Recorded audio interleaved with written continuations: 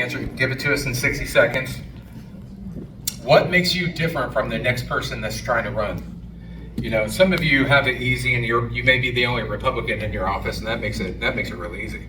But some of you are running against other Republicans. What makes you different? I think my track record is consistent, and the Democrats don't fear easygoing, pragmatic Republicans. They fear fighters. I wanted to be a fighter. I've physically been assaulted in my hometown when I ran for office, and I've been able to defend myself. All the character assassination attempts, all the your own party betraying you. I've lived through it, and I'm also someone who's only been in the private sector. I've actually known an opponent who entered my race. He's never signed the front of a check. He's been backed by the unions, and I believe that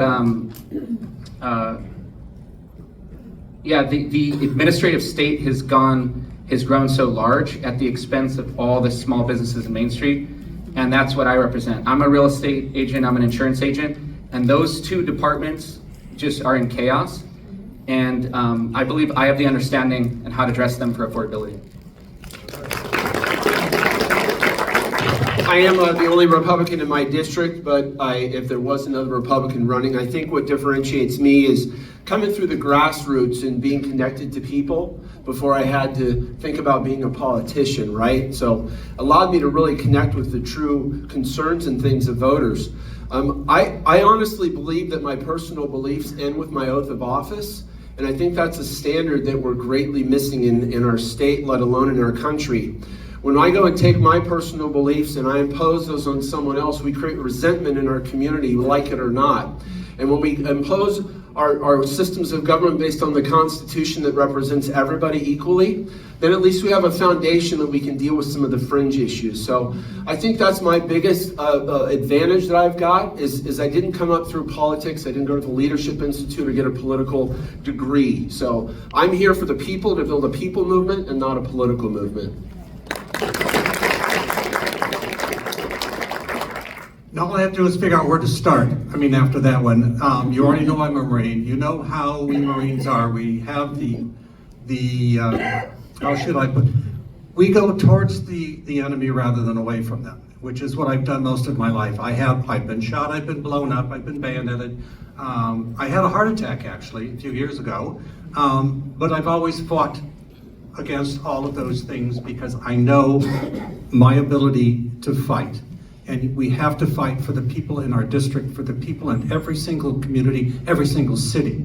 We've gone past this for 18 years. It's time to end this. It's time to get Sacramento out of our back pockets.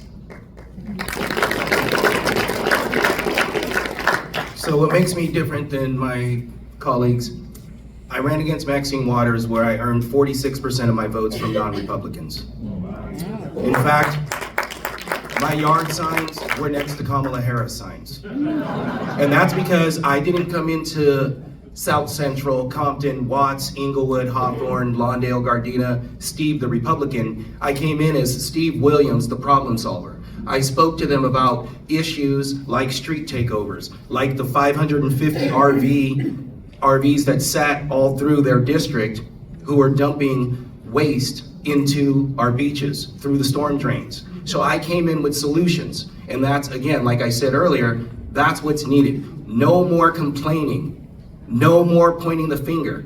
We need to present solid solutions that the people on, doesn't matter their political affiliation, that they will gravitate to and come out and vote for candidates who are presenting these solutions.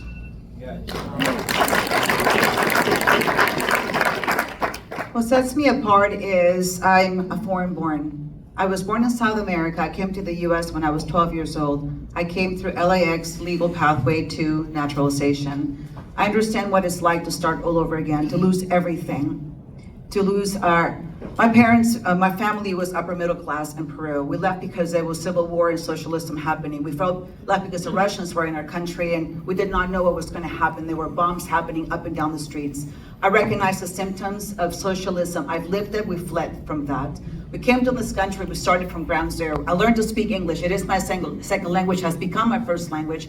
And so I know what it's like to have hard work. I paid my way through college. No one paid for my education. I wasn't given anything for free. Nothing was handed to us. We had to work through everything. My parents have taught me grit and determination and perseverance and to not give up. And I believe in the American dream, that is possible today as the way it was back then when I came here to the US in the 70s.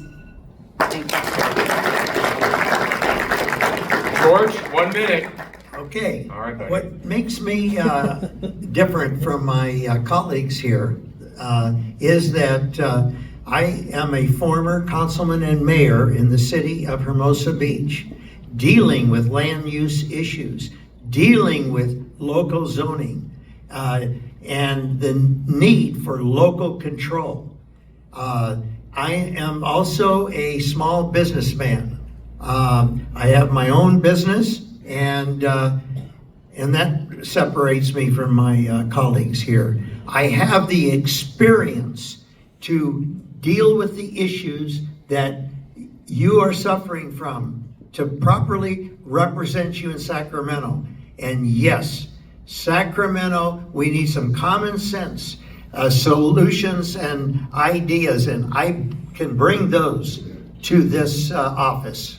And I hope to have your support and vote again and endorsement. Thank you so much.